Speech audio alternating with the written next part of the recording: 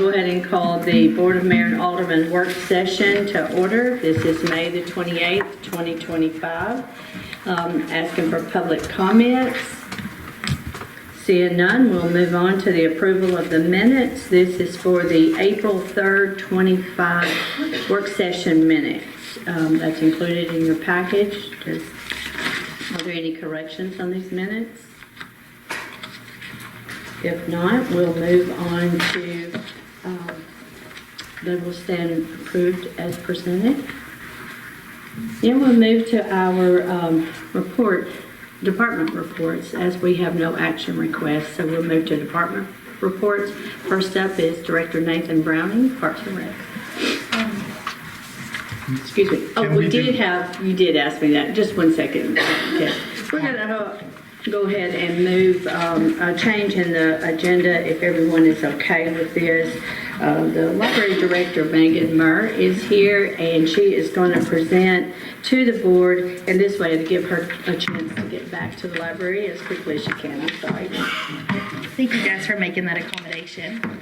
As many of you may know, over the past several years, we've experienced a wide variety of issues with our current HVAC system.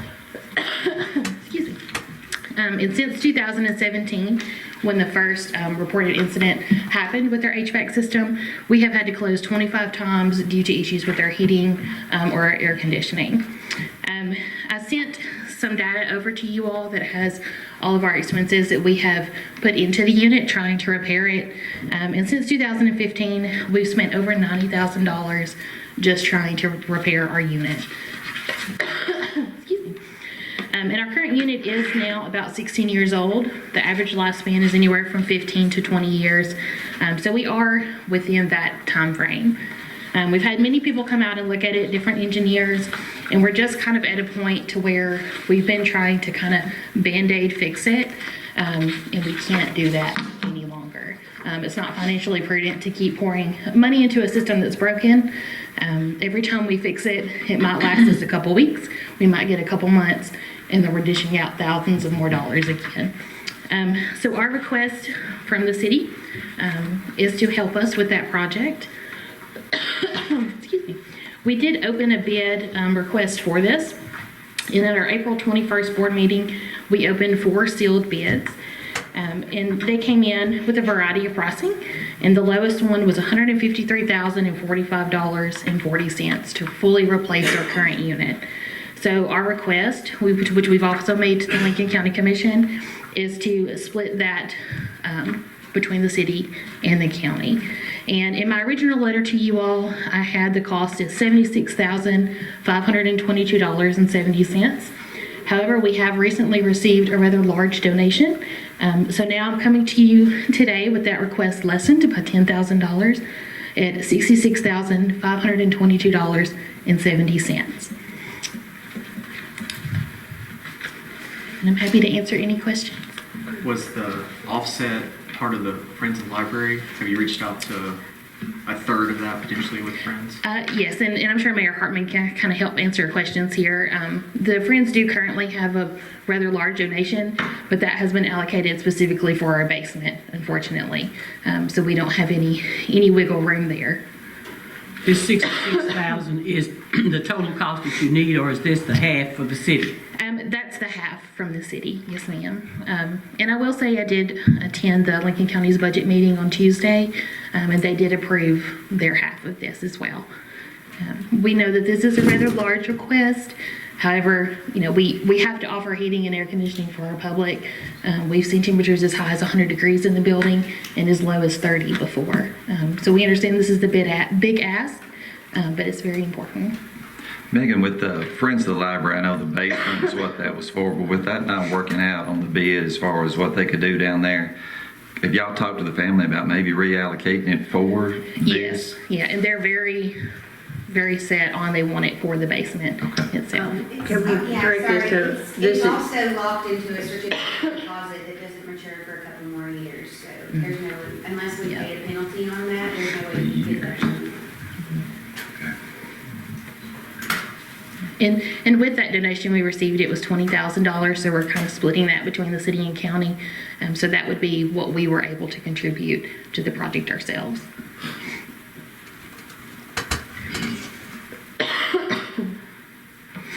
Any other questions? Okay, Megan, we'll take this into consideration, and Kevin will be getting back in touch with you later because we are in the midst of our budget session, and we're tight this year, but I know it's something that you guys have to have, so we will be contacting you shortly. Okay, All right. thank you. Thank you all so much. Appreciate it.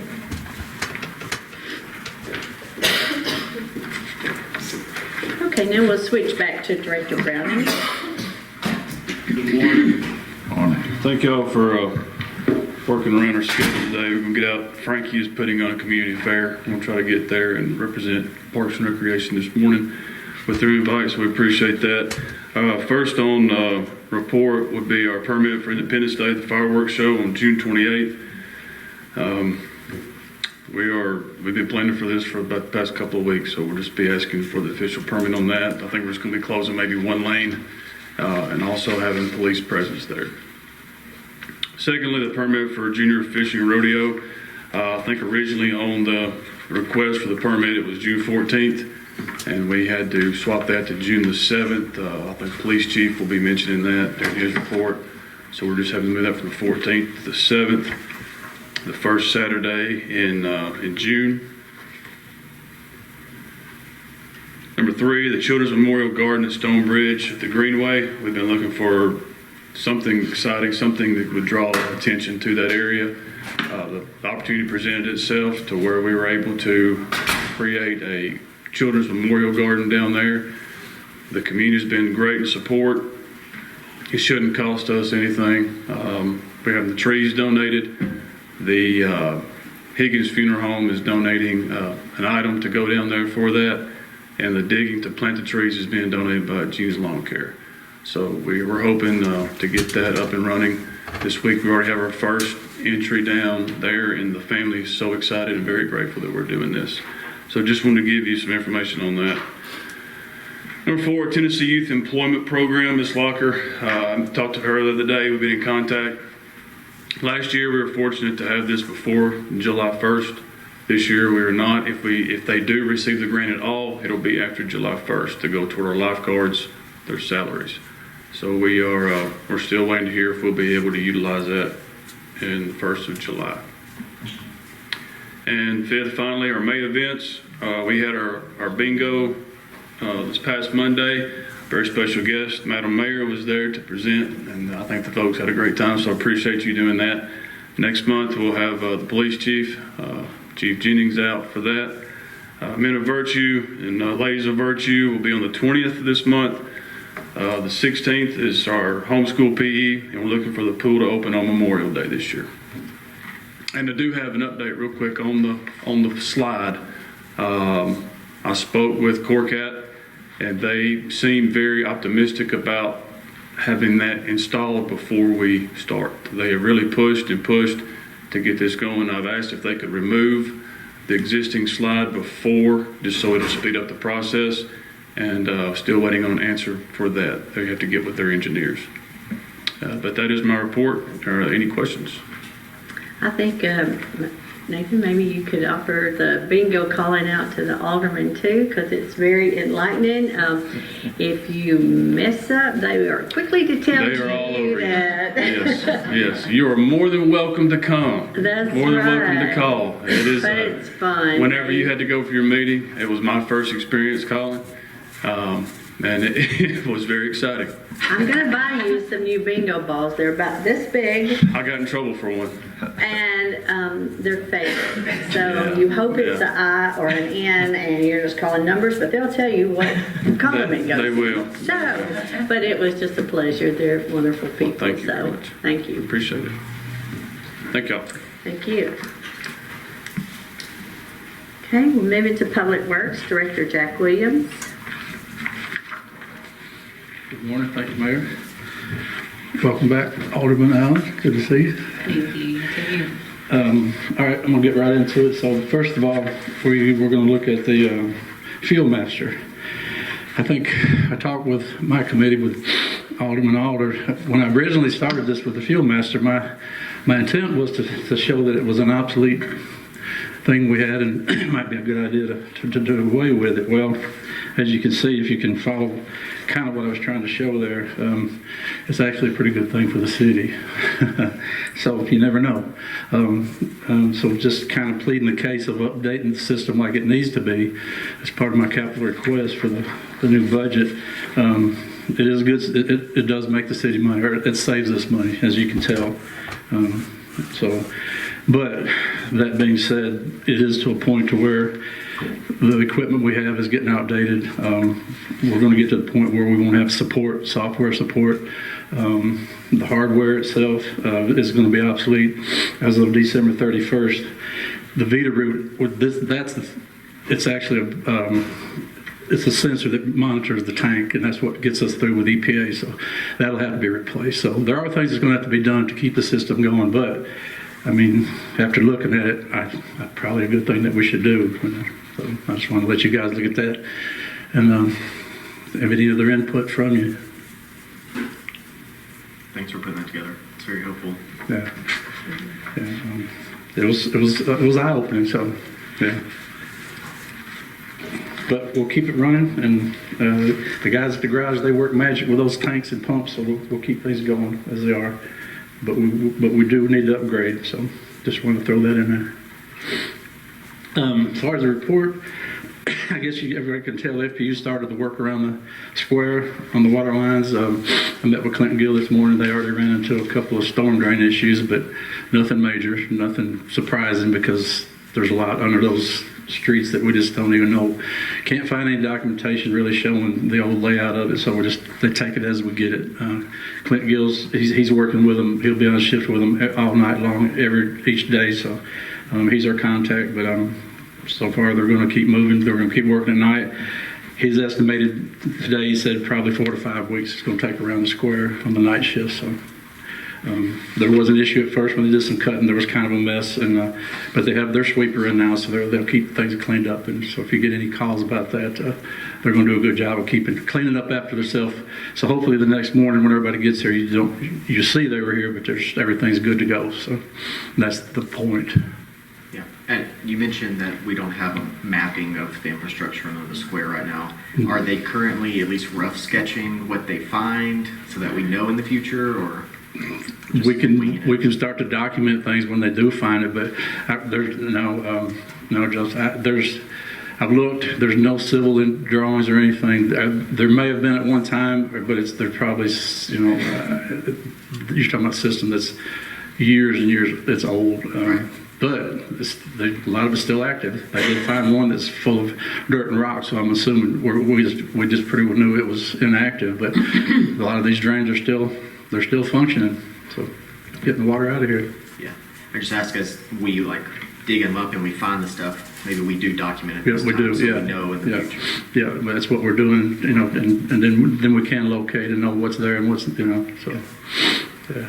And then I think we got an email this morning from Britt about the work happening tomorrow or tonight. Right. And he asked about making sure trash cans are moved. I know there's the one on the south side, or the big dumpster. Yeah. Is that something that we have to, is that currently in the way for the work happening, or? The dumpster that's, they're doing the work for Lamone building, I talked to Clint the day before, and then I talked to him again this morning. He said the dumpster's not a problem. He said they can it's on wheels. They can shift it around to work around it. The one problem they have is there's some parking, the overnight parking, I guess they're around that size. So we're going to talk with a business owners, have them make sure that they park across the square or something. But those vehicles, that will be an issue. So, and they're going to need to be gone by Monday. They will need to get in there and start doing some cutting and tearing out. So, but we'll get that addressed. Okay. What is the limit, Jack, on that dumpster being there? Because it's been there for months. I know. Attorney McKenzie has been very patient because Monk's office, there's no activity going on, but the attorney's office, where it's in front of his building, and I think that's unfair to him because my understanding that dumpster's been there 6 months. Yeah, it has been. And we were talking with Christy about it through planning and codes. The only thing I know, Mayor, is that we have to allow them, to be able to work on it as a job in progress. We have to allow them that, because they can't do it around the back. There's nowhere to put a dumpster or anything. So we have to allow them that, but it does need to be a regulated amount of time. Talking to Barry Brown, the contractor on there, he feels like they're pretty close to where they don't need the dumpster. Everything now is being put in instead of torn out. So hopefully it'll be gone pretty quick. Yeah. Or at least push it down toward Monk, so Yeah. we're not inconveniencing his foot traffic. Yeah. Okay.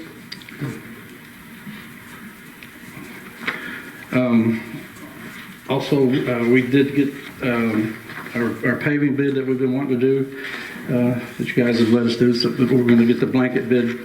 That comes out May 28th. Hopefully we'll get several in that are interested in that. Debbie Williams credit, she worked really hard to put that together, so that's out there, and we're excited about that. If we can get a contractor on board as a blanket bid, it helps us to know when we look at the street, and we know what we're looking at before, instead of having to go through that bid process. So I think that's going to work out well for us. And another thing I was talking with my committee, street naming has popped up here and there. So just kind of give you guys a heads up of what we're trying to do. We're getting with Christie on this one too. Just look at models of other towns, the way they do it. There's a process for street naming, and we don't have a process here. I can't find anything. There's if it comes to my attention, if it pops up. So we're working on a model that we'll present to you guys hopefully next month, and it'll have to be I'd like to create some kind of ordinance that will control, that there's an application process, the guidelines, whatever you guys will recommend. So, if you have thoughts on it, we'd love to hear them. It needs guidelines. It's a very touchy thing, and we have nothing to guide us on it. The requests come in, so, and I think it's something, the models I found most of the time will go through the planning commission, through zoning, the street naming, the 911's involved, there's other people involved, so, but we're gonna work on something to get you guys, but we would appreciate it and put on your thoughts of, what you think would be a good restriction, or what would you be guidelines to rename a street, because we do get, it's a very touchy situation to want to name one and not be able to, or we just need guidelines. Sounds great. Okay. Do you have anything else? And last of all, the sidewalk update. The mayor, myself, and Mr. Owens walked through with Brad from Croy Engineering. As far as we know, it's finished. It's pretty much. I think there's some loose ends on some landscaping stuff. They're looking at some things that weren't done, and we would maybe be reimbursed for. I don't know. They're working on that part. But as far as the project itself, is what we could. They went back and replaced some panels that were cracked. They did a good job there to added some pipes for us and things. So as far as we know, that's about ready to close up. Do you have anything on that? No, just Jack is correct. We're doing our finals. We have our retainage that closes. We did get our report yesterday from Croy, so in the next day or two, we plan to put a close to that project. That's all I have. Unless you guys have any questions? Any questions for Director? Thank you, Jack. Thank you. Okay. Next, we have our police department, Chief Jennings. Morning, Mayor and the board. First up, I have we have the Ralph Askin School Tiger Tracks permit, which is scheduled for May 16th. That we have approved that, and then the junior fishing rodeo that Nathan had mentioned was originally set for June 14th. They needed to change that to June the 7th. That has also been approved. And then the Independence Day fireworks, which is set for June 28th, that has also been approved through the police department. the police department's requesting to apply for THSO, Tennessee Highway Safety Office Overtime Grant, which is a reimbursable grant. It is, the grant is for $10,000, and it's for high visibility for our guys to be able to come out and work overtime. And that overtime rate will be set at $50 an hour for the officers in order for them to make a little extra money. Also, with it being a $10,000 grant, we would be required to use at least $2,000 for overtime. We could use the whole $10,000 for overtime, but if we don't, as long as we use at least $2,000 for the overtime, the remaining $8,000 can be used to purchase equipment for our department. So that's one reason we looked at the grant and decided to come to you, Nancy, if we could apply for it. It'd be used for DUI, seatbelt enforcement, community outreach, education, things of that nature. And it is a reimbursable grant. Next, I have we're requesting to apply for a trial service of the Flock system. Flock system is a camera system that is set up on infrastructure, FPU infrastructure, and we've already discussed it with FPU, and they would give us permission. The Flock system is a camera system that monitors vehicles. It takes a picture of the tag. It can also take a picture of inside the vehicle, only in one direction. So just for instance, if we decided to put some at the Walgreens, the intersection there at Walgreens, it would be 4 camera systems. We have also done this and went in conjunction with the county. They are going to supply these systems, these camera systems out in the county. So which it would only require us to need at least 7 cameras, which 4 of them would be at the intersection down here at the Walgreens intersection. We would also put one on Highway 50 going outbound. The county is prepared to set up one that's coming inbound. And then, so we're wanting a total of 7 cameras. Now with the cameras, we're asking to do a 60-day trial, which is free of cost. It's for 60 days. And then if we decide to purchase these cameras, they are $3,000 each. So that with 7 cameras, it's $21,000. That $3,000 covers the hardware, software, and maintenance and upgrades. I think that was one of the questions in my committee, but that $3,000 provides everything with that camera, should they need to replace it or it be under warranty. Should we want, if we don't purchase, that would be the worst thing. If we don't purchase, they would come in and take the cameras out, uninstall them free of charge, and then if we decide to get them at a later date, decide to buy these, then we would have to pay installation costs, which would be added to that. So we're just asking to do a trial service, 60 days, and see how it works. These cameras have been great for small cities and large cities in investigating crimes. It detects vehicles and direction of travel, and it documents everything that we feel that would be beneficial to the city in investigating crimes.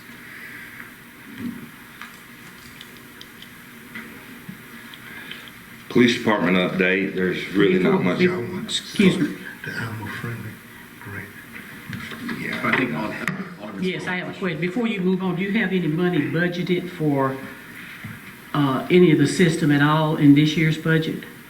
Or you would have to budget for those? We would have to budget for that. Okay. And then also the system that it's sending the data to, is that encrypted somewhere? Where is that data going to? Is it state? Is it federal? Who can access that data? So it's stored in the cloud with the company, and the only access are law enforcement agencies that are subscribed to that to this system. So for instance, we could, if we had a suspect in another county and they were a part of this system, we could call them and they would give us access to their cameras in order to see if we could find a suspect for us. So it's just law enforcement agencies that I'm aware of at this time. But we're very thoroughly vetting it before we even, that's why we wanted to do the trial first before we made a decision to try to go ahead and purchase. And then it's a 60-day trial, or do you plan to come back after 30 days? Because we probably need a little bit of time before we approve it. So we don't want to go all the way to the 60, then come remove them then. Correct. We plan to come back early before, and we're going to thoroughly go through it before we make the final decision whether to try to purchase it or not. And is there a subscription fee to network in with the other agencies? No, that $3,000, when you purchase the camera, that's a part of the contract. Okay. There's no reoccurring cost. For storage, I et cetera? don't think there's any recurring costs. I would have to investigate that a little bit more further.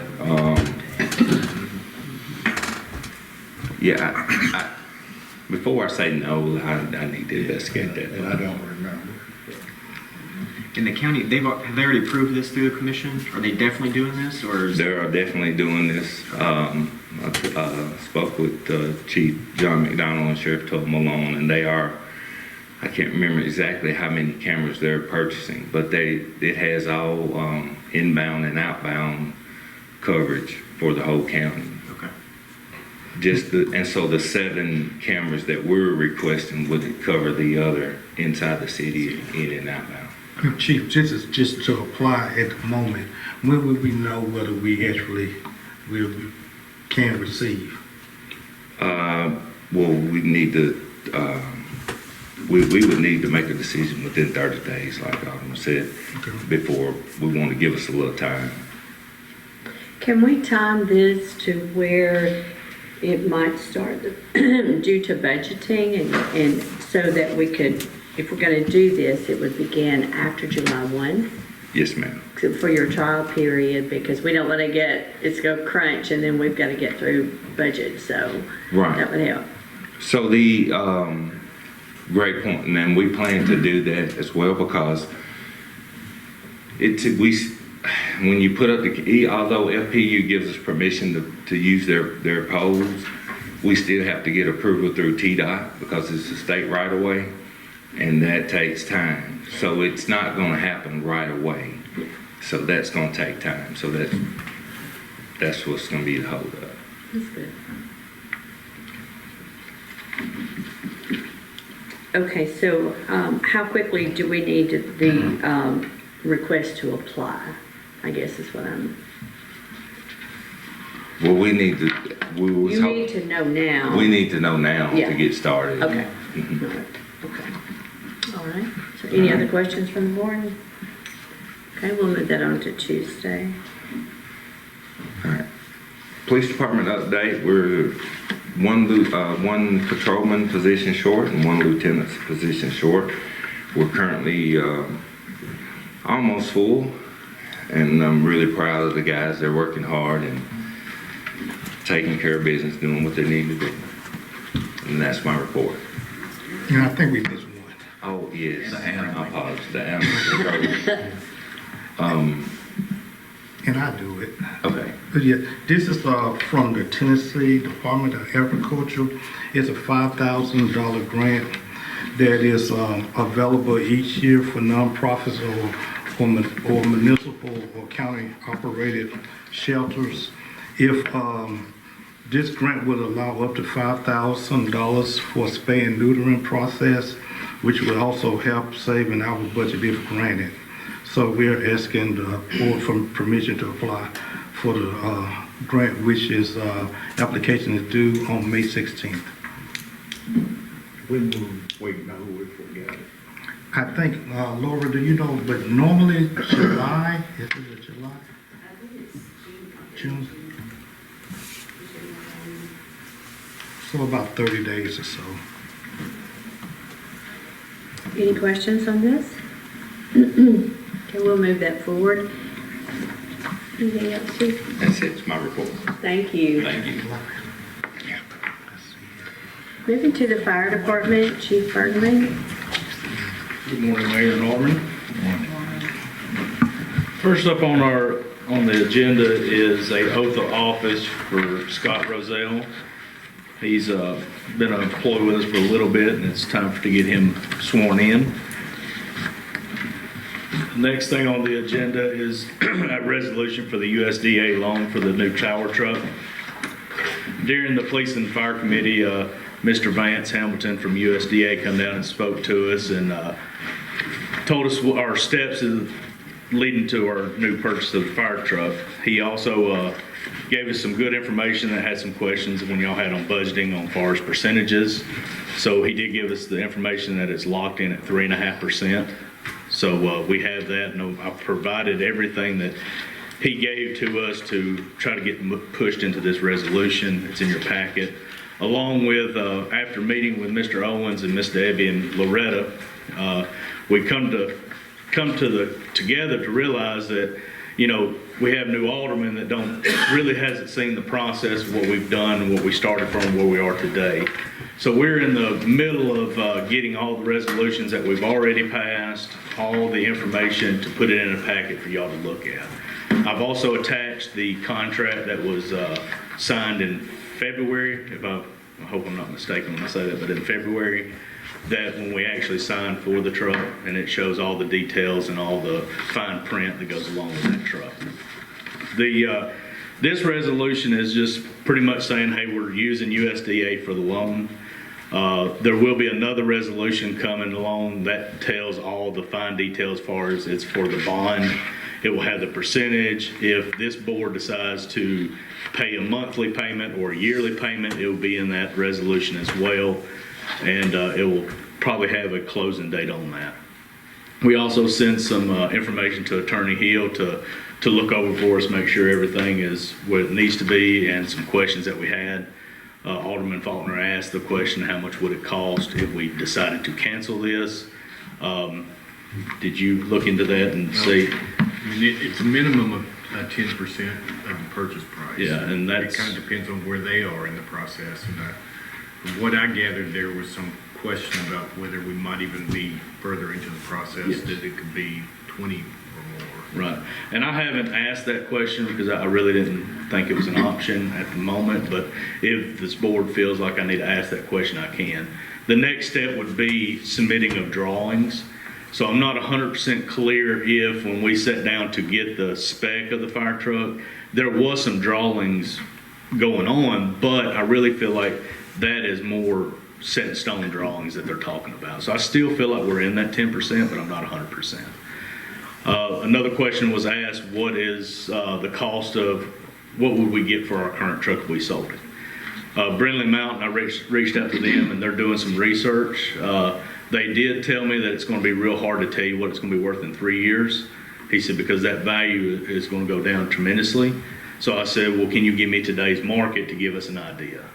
And they're working on that, and it's a process to trying to get all the information to tell us what we could get for that truck if we did sell it. So it's again, the truck that we're getting is now I explained in the finance meeting that it's not like a big shiny, new toy to us. It's the price of everything has increased tremendously in the fire service and in the world. If you look back, we purchased a 2022 KME truck, and it was like $625,000 that was approved, and that was with equipment. Today, that truck is over $1 million. So it's very expensive to operate fire today, well, in the world in general. Chief, why would the cost drastically drop in 3 years if cars are continuous to increase? And right now we know that used car value, which that's not a comparison really, but used car value is remaining high. Right. Why would the fire truck go down? It's all on NFPA standards. On the NFPA standards on the fire apparatus is 20 years on the shelf life. Our truck is a current 2006. So once we hit that threshold of sale, we've hit that 20-year mark. And so you have an additional 5 years for a reserve apparatus. So that's what that area would be considered in that year. Then after 30 years, it's supposed to be retired. So that's why that price would drop. Not saying that it still won't sell, because there's a lot of volunteer departments in the country that do not look at NFPA. They're just pretty much trying to survive. And so what they do is they'll buy that truck and then they'll use it without the NFPA standards. Municipalities and other agencies that are full-time, they really stick to that NFPA standards, because it's not law, don't get me wrong, but you will be held to that standard because it's a national standard. So if something happens or it's not certified and an event happens that somebody gets injured or killed, they're going to go back and say it's not to the NFPA standard. So that's the biggest why the value drops tremendously. I have a question to Attorney Hill on the USDA loan. Have you looked at provisions for if the loan gets canceled? You know how the federal government is right now with funding on grants and loans. Do we know with that if there's a provision in there that this could be canceled at any point and how that would impact us? I can answer that. I haven't looked at that, so. Mr. Vance did mention that. We are secured. The funds have already been allocated for this fire truck. So far as the project getting canceled, it wouldn't. Now, he did mention that his whole structure has changed in his world. He used to have a lot of say on what they were going to fund and what they wasn't. He said those things have changed with the government. They started out with 113 employees. They're down to about 55 now. He said they get handed a piece of paper what's getting funded. He said, so to get loans through USDA for a municipality, you better know somebody on the federal level. He said, and then the grants, he said, we don't even have no control over that anymore. So he said it's changed tremendously.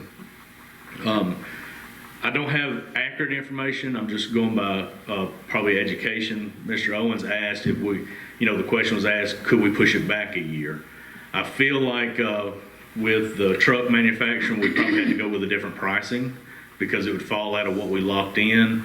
And then again, with USDA, we'd have to probably redo that and lose the 3.5% and go at current value. Now, again, he did say, and Mr. Vance said in our committee meeting that the 3.5 is the worst case scenario that we pay. If something happens in the market, interest rates drop below 3.5, we will get that better rate. He said the worst case scenario is 3.5. So That's not real assuring, based on what you said that he just said. Things are changing. Right. There's no guarantee, so that's kind of concerning to me about this. what part's concerning?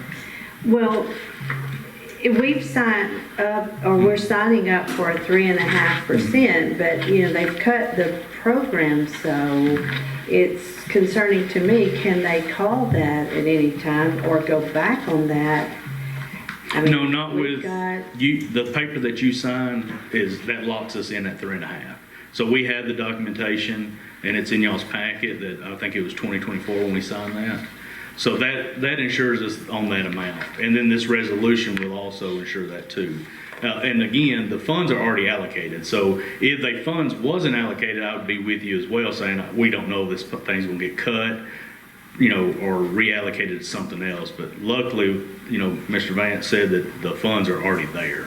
And they did that as soon as we signed that first paper, or one of the resolutions for them. Okay, so you're saying the grants going forward. Yeah, the grant's going forward. We didn't get that grant. Right. And that was a hard pill to swallow, because when it first got presented to us, he was very confident that we would get $50,000 grant. And then when he come back, he was embarrassed to say we didn't get it. And he said, and Miss Loretta, and even said that she's done projects in the past, that it was a very simple grant to get. But we had that slim chance we had to bring to reality. And unfortunately, it was us that had to bring it to reality. And he said now that, that part's changed so much that he don't even mention the grants anymore. He said, because he has no control over them at all. So I think that was step one in their business of seeing the change of the community. Are we locked in on the price that said Exhibit A? Yes, sir. We are locked into that price.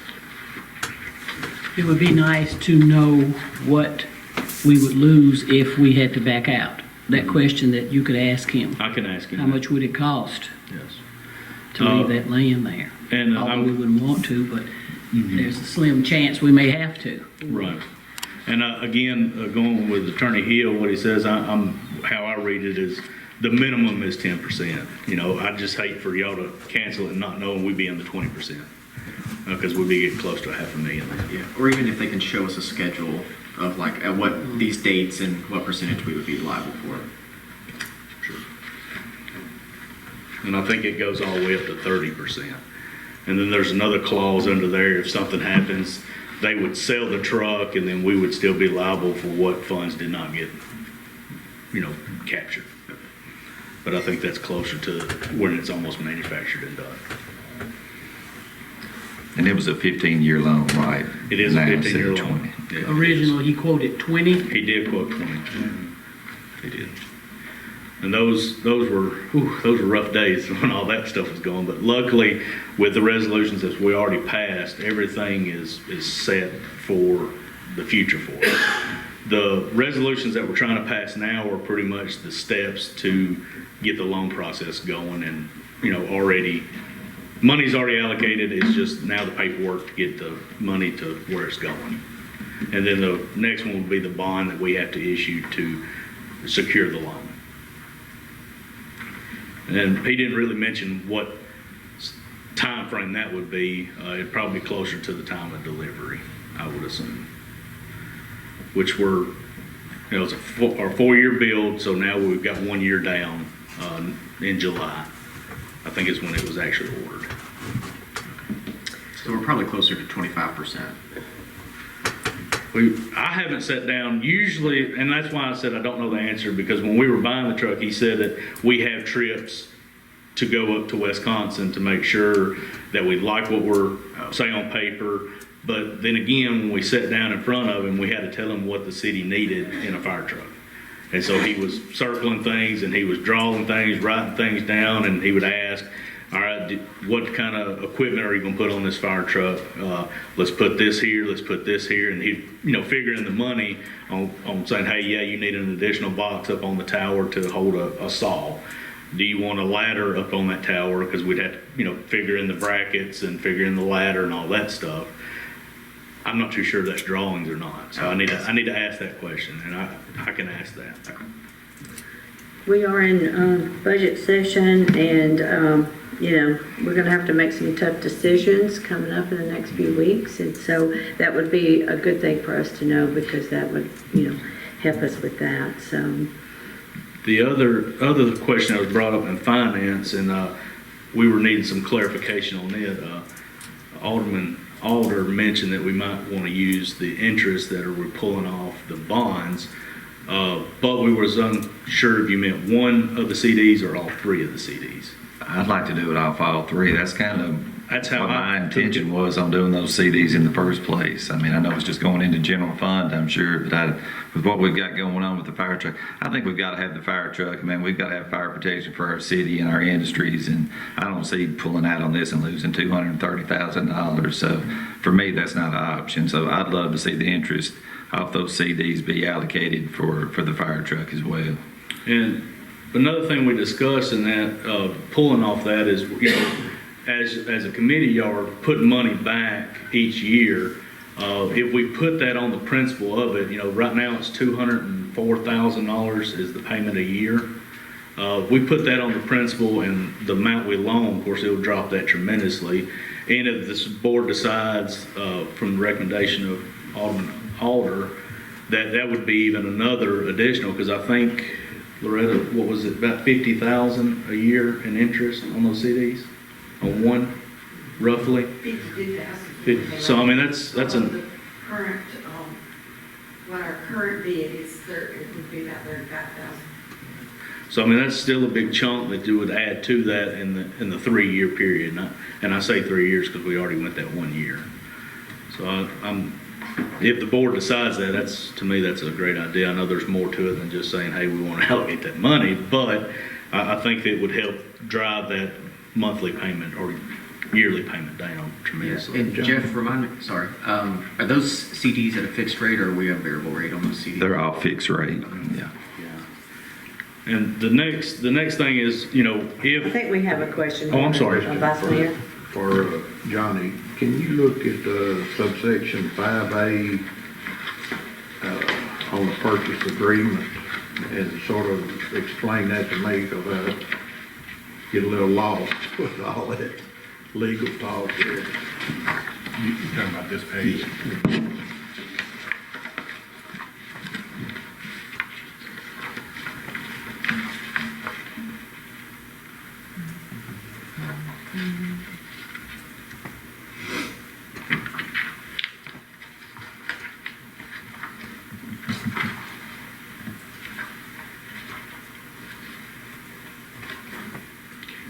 It does read as if they've got it right, if their costs go up to at least negotiate with us as far as potentially increasing the cost of it. So, when we think we have a set figure, I mean, hopefully we do, but But it looks like they have reserved the right in case. it does read that way, yes. Okay. I think that's standard on a lot of contracts, Yeah. especially that they want to, it's firm fixed, so they want to make sure they're covered. I'm not saying that they're not, Right. don't want to go up on it, I'm just saying that's normal for the. I feel like that's to protect them if something, the world has changed dramatically, that, if something shot up out of the roof where they would lose hundreds of thousands of dollars building a truck, that they had to put that in the Right. contract. You mean like tariffs? Yeah. What I was looking at, it talks about 14 months prior to being ready to pick up. At that point, they talk about, obviously we got the option to cancel the order, but at that point, I don't see that we could cancel the order because we'd be paying for the truck. You're pretty much paying for at least 90% of the materials. Okay. I'm sure if it was canceled, I'm sure that's the time they wish you would cancel it. Yeah. Because they would make some good money on the fire truck. Okay. I'm good. What I was going to spin off on that is to tell a little bit about the need of that truck. Because the question was asked, well, what happens if we don't have a ladder truck? It would affect the ISO ratings. It would hurt our industries. It would hurt our residents, of course. But the biggest one is our industries, because they rely on that ISO rating so much because that's what insurance they pay. It would, hurt the future growth of industries coming into the city because our ISO would be tremendously higher. So it's something that we take very, serious on protecting, and that's our ISO rating. Not saying that our ladder truck's gonna go down in 4 years, but when it hits that age, our maintenance records are starting to increase now. Little things are going out that are, when I say little things on a fire truck, it's at least $3,000 at a minimum, and then it just keeps going up from there. So it's getting time for that, apparatus that's things are starting to wear out. Chief, if the current ladder would go under the standards, it would be out of date sometime next year, right? 20 years. Right at the delivery date is when it's going to be out. Okay, so at that point, does the ISO, would that change the ISO because it's not meeting the standards? No, we have a little bit of insurance that we pay for yearly, and it's called an NFPA ladder inspection. Now, if it fails that inspection, then that's when we're going to be in maybe some trouble. Luckily, ISO only evaluates you 5 years.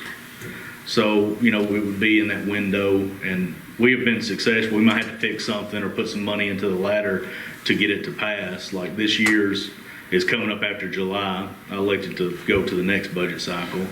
I believe we're going to have to put some communication on the ladder. Would it go after next year? Would it go into what you talked about? Reserve status, but it would still be our full-time. It would. Arab truck. See, I love ISO, but it's also a love-hate relationship because it really doesn't dictate performance. It really dictates equipment. And that's the part I don't like about it. But like our rescue truck that we have, it's considered in their eyes a reserve to our ladder. And if you look at that truck, you're like, I don't know how in the world that would even be considered a ladder. But in their eyes it does, and that's the system, and that's how we play it.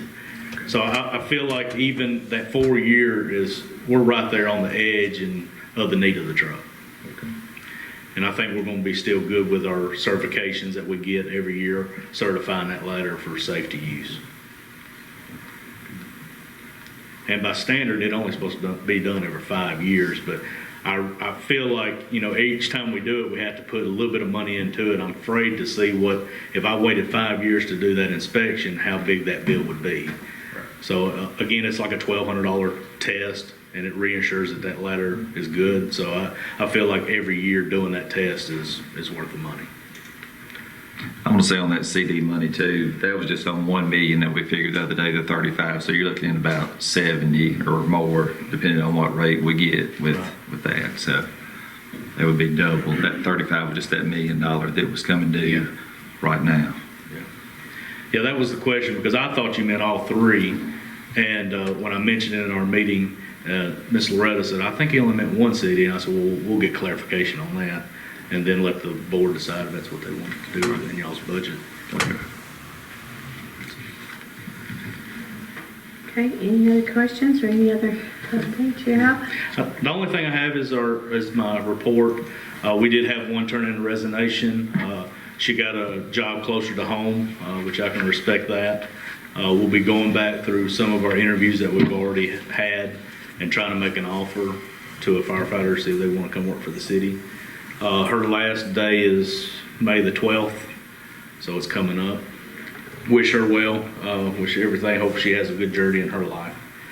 The other thing is we're starting our life safety inspections.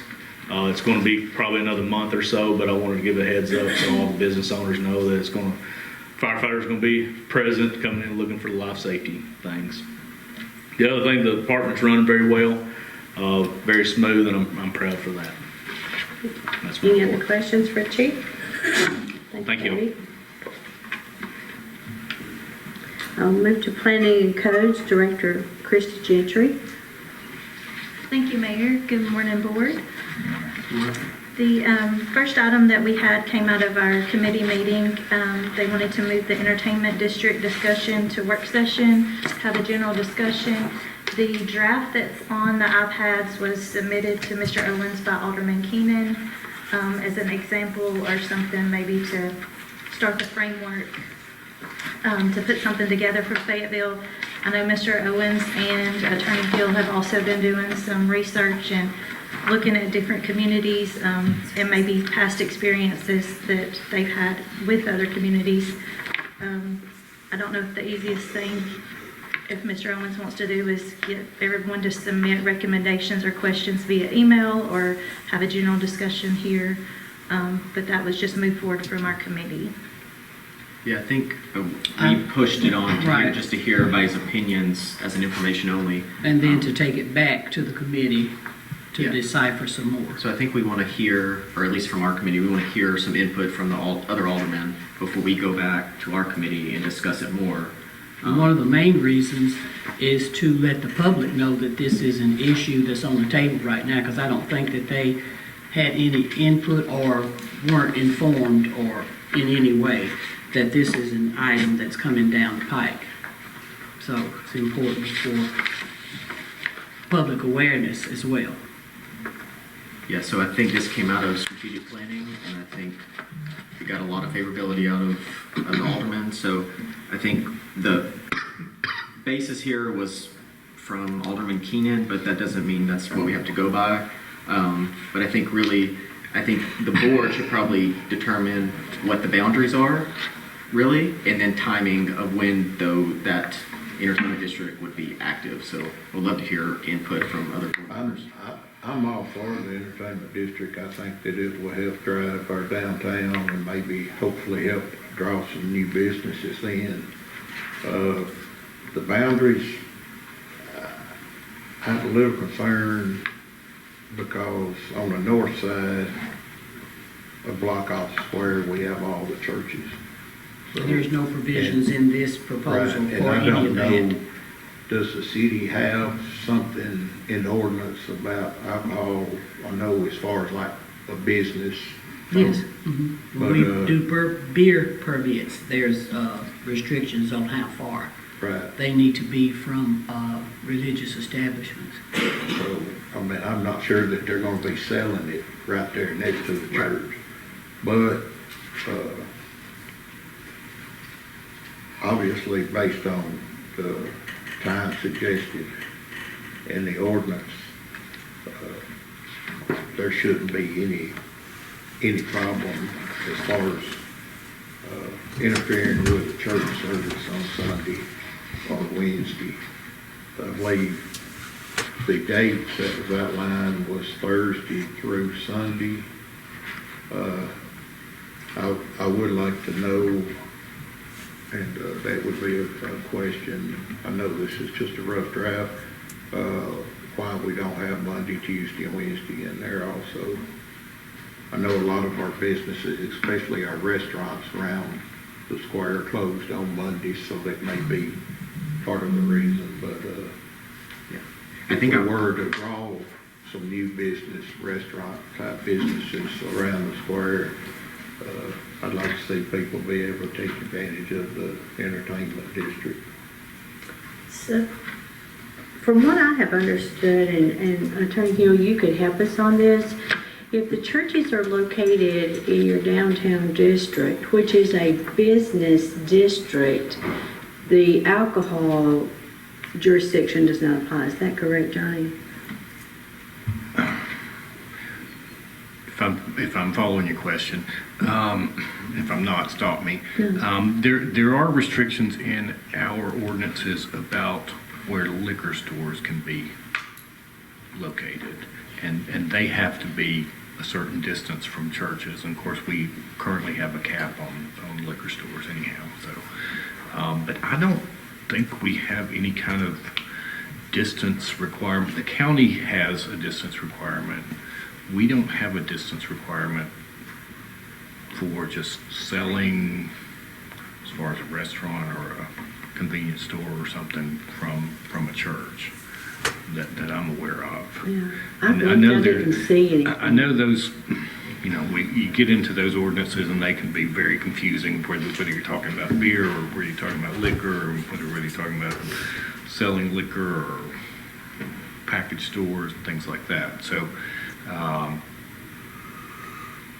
we, as far as I'm aware, we currently don't have like a distance the way the county does.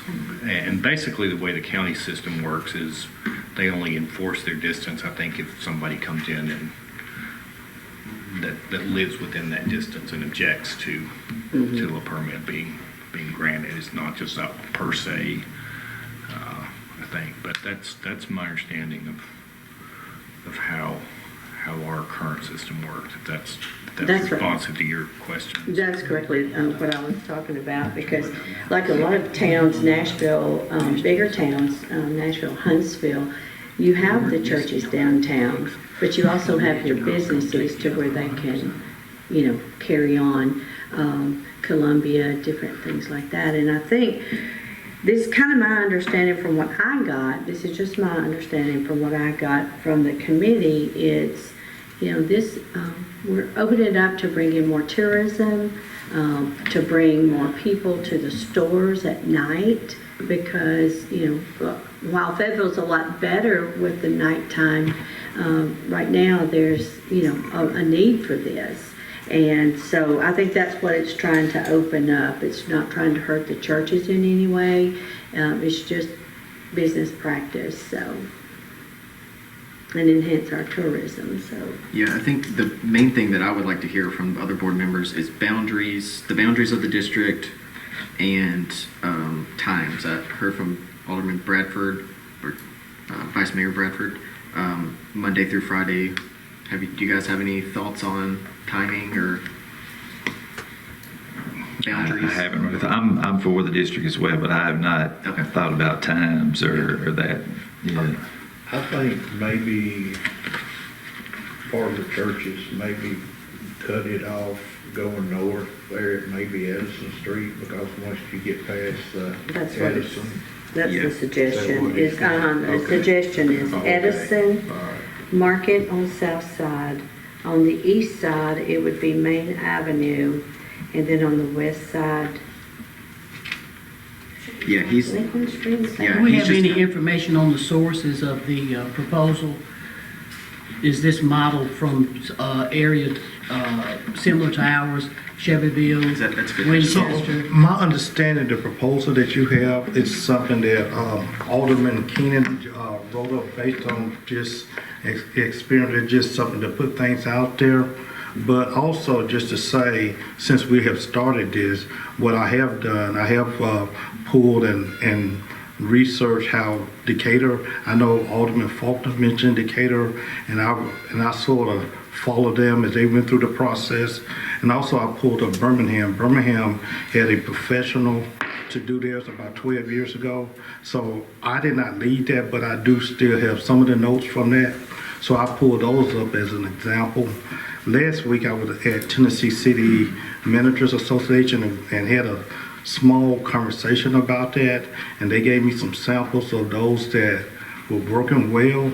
So started pulling up some of theirs, have not really read it, but I kind of know which communities have had more success in the last 5 years in doing so, just to kind of give us some boundaries of how we should approach. So maybe if the alderman could take this back, read over it. I think he was just starting this because it came out of strategic planning. This was something that we wanted to do. And so this is to get the ball rolling. But everybody look at it, see what your opinions are. Maybe, get back with Kevin or submit your recommendations because it'll go back to your committee. Is that correct? Yeah, next month it'll come back to us. I do, this code reference here, I think that's adult entertainment, which, that's kind of a euphemism, I guess y'all understand what that means. I don't think that's what this is, so, I didn't hear you, but you said that correctly, so, I don't see anything in the Tennessee code that speaks to establishing these entertainment districts.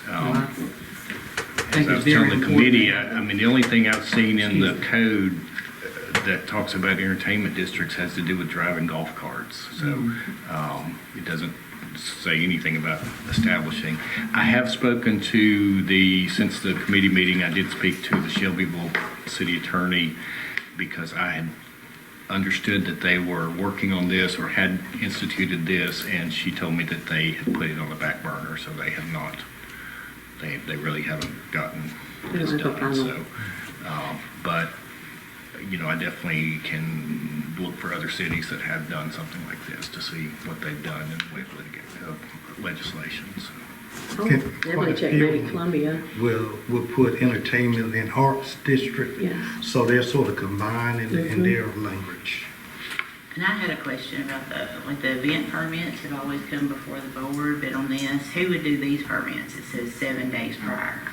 So I feel like that probably we need to talk. Yeah.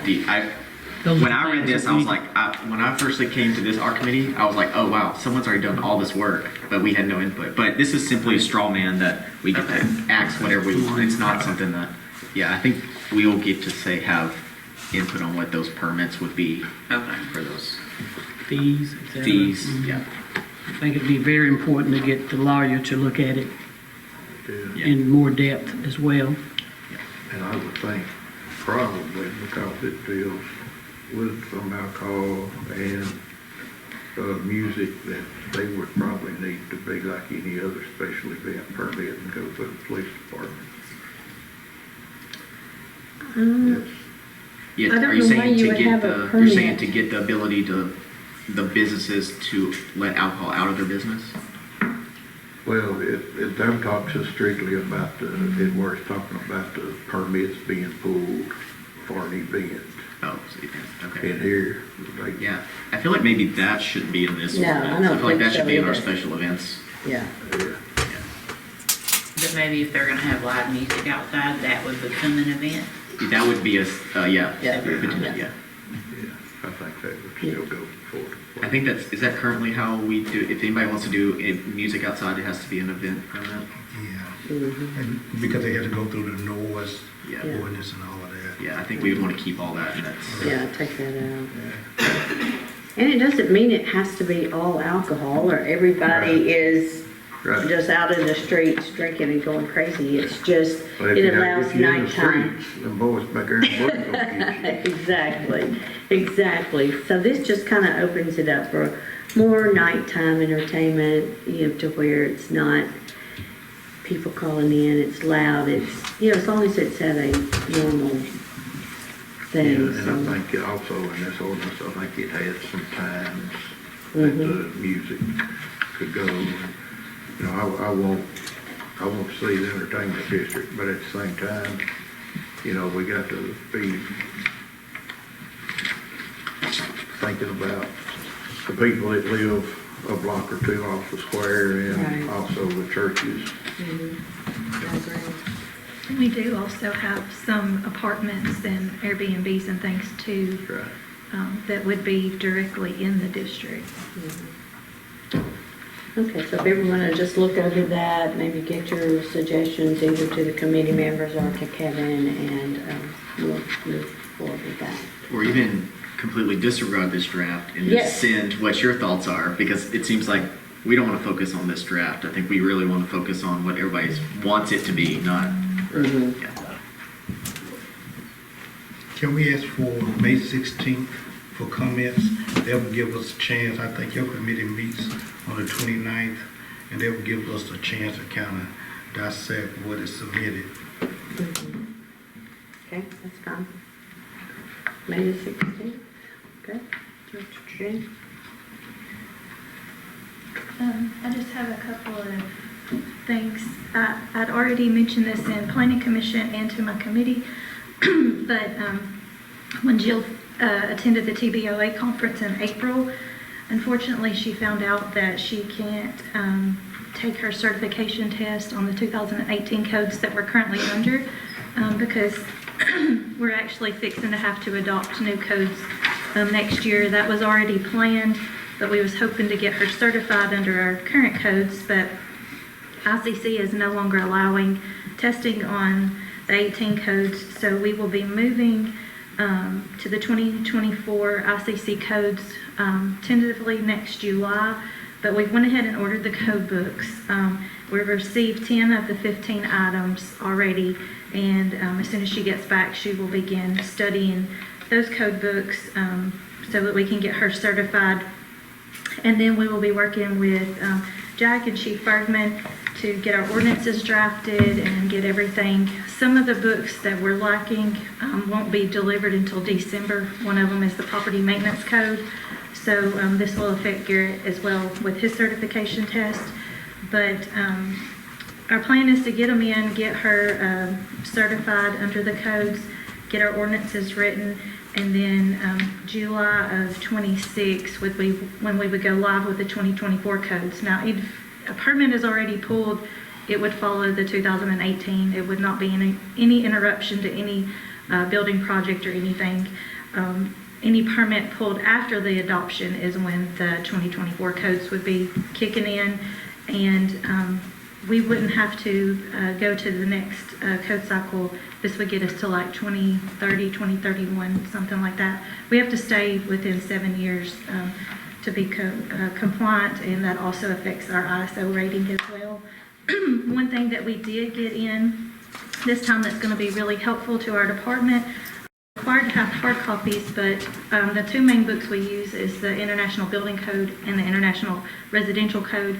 We did order the downloadable PDF of these that's searchable, so that's going to be a big help to Jill and Jack as they're looking for things.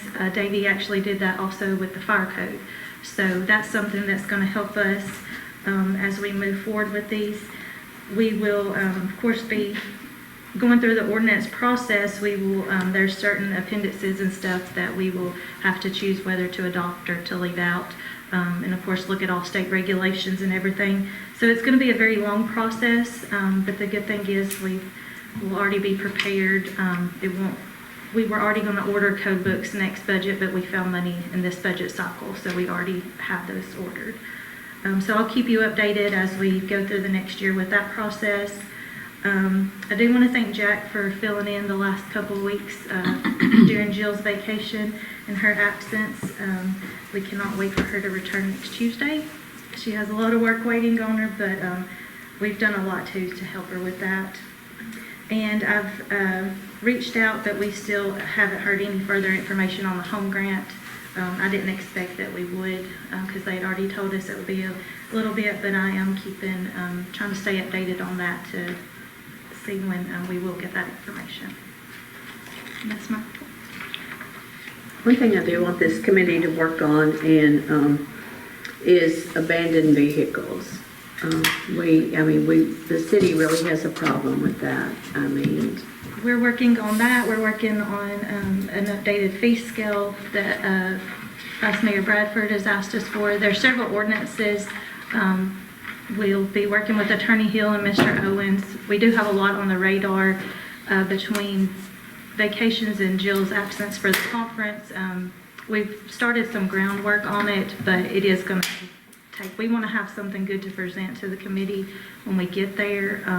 And we want to get a draft together and then get some comments, but we want to do a lot of the legwork before it gets to you. But yes, that is definitely on our radar. Because this is not fair to the neighborhoods, for the people who try to keep their homes up or their lawns up and everything, and then you've got 14 vehicles sitting across the street from you or next door to you or behind you, and they've been sitting there so long the grass has grown up, and it's all over town. It's not one area, it's all over town. So. And one of the changes Garrett's decided to make it easier communicated when we turn in the logs is doing it by category, so you can kind of see all grass or all vehicles, and splitting it up instead of just providing a monthly report, categorizing it. He's adding some color, some different cell with more information. So he's adapting and trying to make it more user-friendly for y'all as well. Okay. Anything else for Kristen? Thank you. Thank you. We'll move to IT department. We have Gavin McCurry.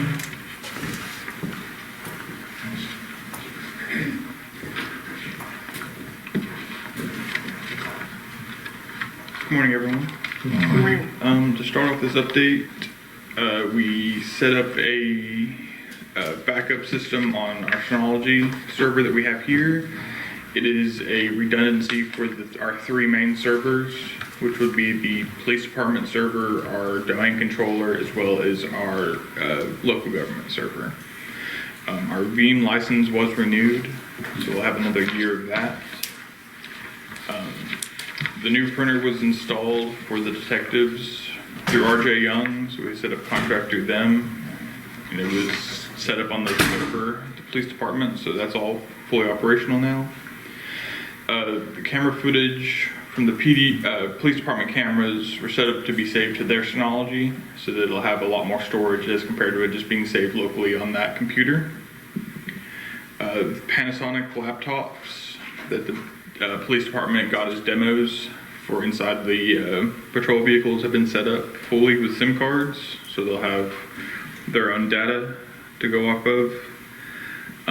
We did have some issues with names on our phones not showing up properly. That has been corrected.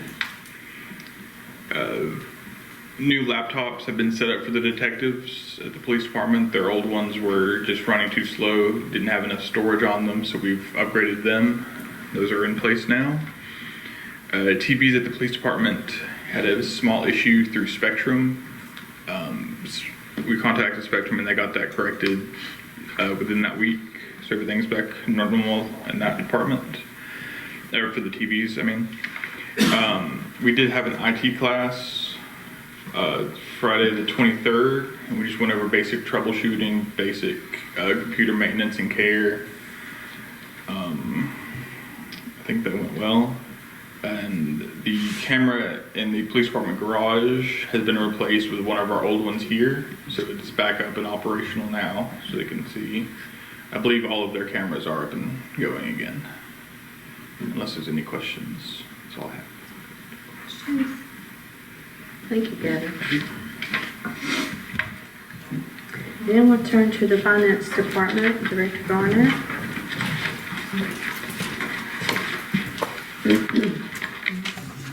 Morning, Mayor and Alderman. Good morning. First thing we've got a couple of budget amendments from the schools. One is their capital budget, and the second one is their general purpose school budget. They've got some budget amendments there. I don't think there's anything, I didn't notice anything unusual. These are just the normal budget amendments. The next item was that also they have an approval of the Brodius and Associates invoice. This is for the room, the safe room that they have the grant for. Number 4 is our ordinance for the, for the budget for our budget, for the city budget, and it consists of a few items, a couple of revenues, and there it is, I lost it. There was a vehicle that was wrecked, and it will be getting insurance reimbursement for that. And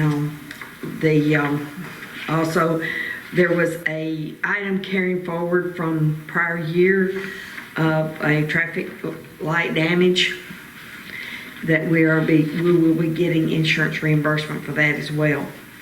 And then we've got some moving some money around for data processing. We realized that some of the costs are going up, so he had some areas in his budget that we're moving around so that we can cover those. And in the drug fund, we have those laptops that he talked about. We've got those in the budget as and also for the drug fund, we have to purchase a kennel for the drug dog, and that will come out of drug fund, and some education and training. And then in capital, we just got a couple of items that we're just moving around that were misclassified. So, do you have any questions? Okay. The next item is the CD rates. I think you have them before you. We put them in our idle funds when they matured. The last one matured, and until we could make a decision on what we wanted to do.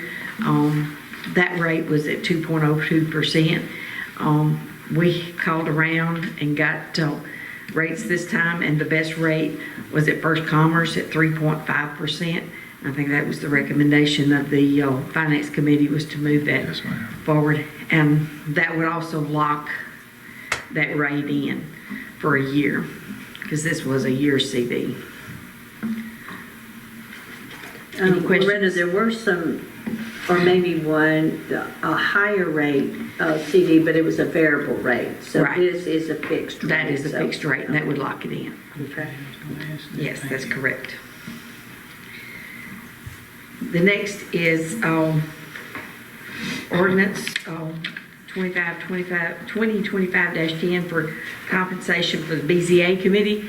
This is basically what we have been doing, but it's putting it into ordinance form. I think Ms. Gentry did some research on that, and we never found a actual ordinance that said what we were actually doing. So this does spell that out. Any questions on that? Now, the auditors had asked you about this too, right, in the past, because there wasn't anything to drive why we were paying these board members $35. So That's correct. This is clarification for the auditors also. Yeah. It gives them a good paper trail of why we're doing what we're already doing.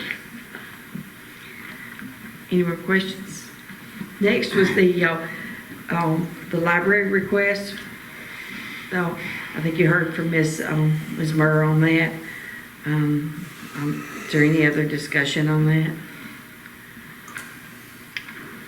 So are we gonna, what's the plan? Are we voting on this at meeting Tuesday, or are we still trying to I determine think it's where still we're in the finding? budget process for me. I mean, I Where don't it's think, coming from. Yeah, maybe Coming discuss from- it Friday at our budget. right, that's what I'd like to do. Yeah.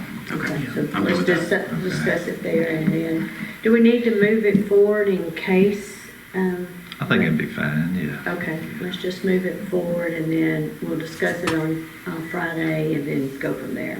And did you say the county has approved their part already? They did. 'Cause I think that was one of our Mayor points too, was. Right, Yeah. make sure that was. Mayor Newman did call yesterday and said that they had approved that. And we possibly will have a meeting with the library board chair as well as Ms. Murray today.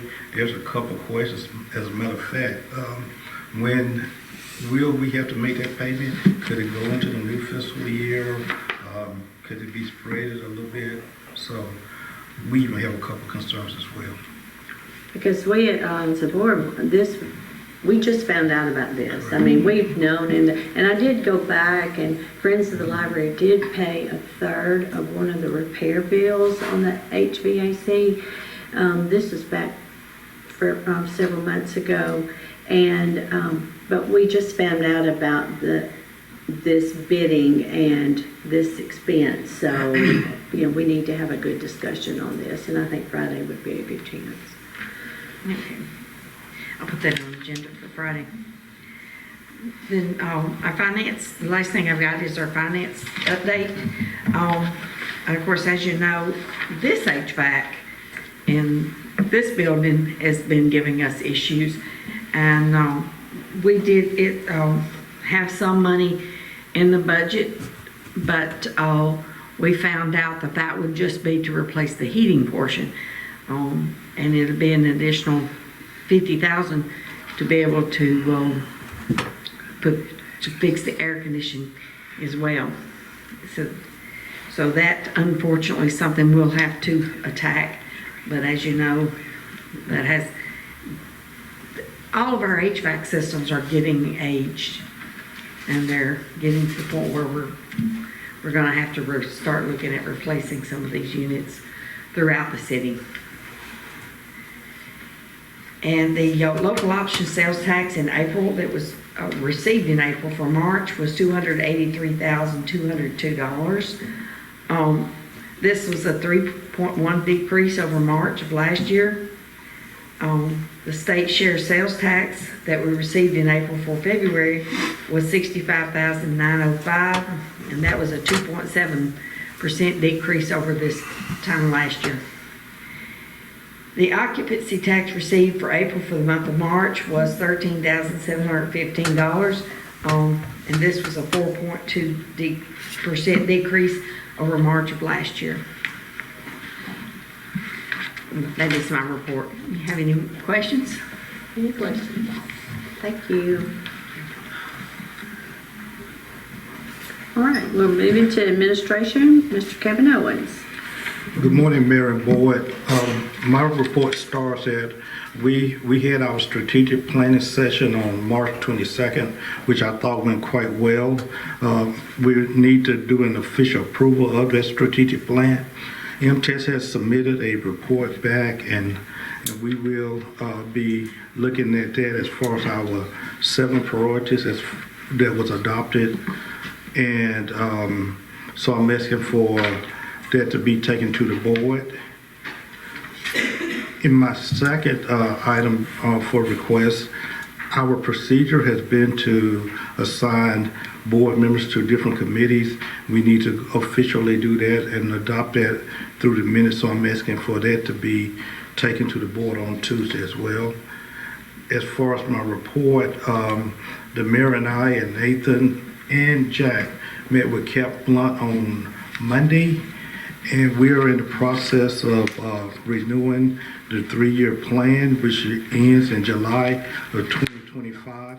So we did get a chance to have a productive meeting. That information of recommendations will be going through the committee, the Parks and Recreation Committee on May 29th and back to the work session on June 5th. So we are looking at that for Camp Blunt. We also, with the animal control, we continue to meet. One thing that we need to do, their contract is renewable every year, so I do plan to bring the contract, and that's the contract between the city and the county, in order to be agents for the animal control operation. So I will be bringing that back to the committee just for renewal purposes in the June cycle. Earlier this week, myself as well as Jack and Christy, we had a conference call with TDOT, and that was the TDOT just to get some items moving for the new sidewalks and the new grant. So there was several things that we needed to accomplish this month. So we're in the process of doing that, and once we get that done, we're officially in the game for the north side of the sidewalks. As far as the lights, the street lights, that did go to the Leadership Lincoln Board on last Thursday, and they voted not to maintain the lights. They did send me a long email about not maintaining the lights. As a result, I have had a chance to get Jack to look at the quotes to do that, the lowest quote in order to maintain or even to take the lights out will be $250, and that's to rent equipment to get up and do the lights. Jack's guys, Public Works, will be doing the work, but it will cost us a minimum of $250 per time we need to maintain, or if we decide to take the lights out. And as far as the budget, the mayor has mentioned that we have a long budget session tomorrow at 1 p.m.